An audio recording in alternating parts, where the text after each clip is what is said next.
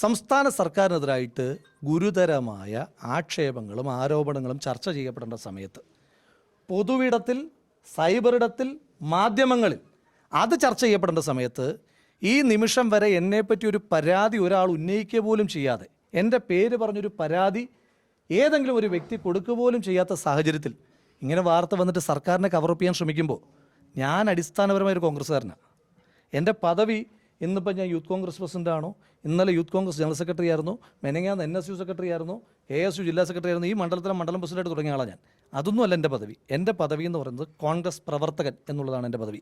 ഈ പാർട്ടിക്ക് ഒരു പോറൽ പോലും ആരെങ്കിലും ഏൽപ്പിക്കാൻ അനുവദിക്കാത്ത ഈ നാട്ടിലെ ലക്ഷക്കണക്കിനായ കോൺഗ്രസ് പ്രവർത്തകരുടെ പ്രതിനിധിയാണ് ഞാൻ ആ പ്രതിനിധിയായിട്ടാണ് തുടങ്ങുന്നത്. ആ പ്രതിനിധിയാണ് ഇപ്പോഴും എൻ്റെ പാർട്ടിക്കെതിരായിട്ട് ആരുടെയെങ്കിലും ഒരു കടന്നാക്രമണം ഉണ്ടായാൽ അതിനെ അതിശക്തമായി ചെറുത്ത് സംസാരിക്കാനായിട്ട് മുന്നിൽ വരുന്ന ഒരാളാണ് ഞാനതിനകത്ത് ഒരു ബാലൻസും ചെയ്യാറില്ല.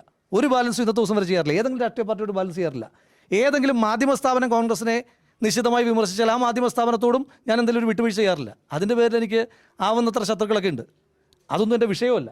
അടിസ്ഥാനപരമായി എന്നെ ഇതൊക്കെ ആക്കുന്ന എൻ്റെ പാർട്ടിയാണ്. ആ ബോധ്യം എനിക്കുണ്ട്.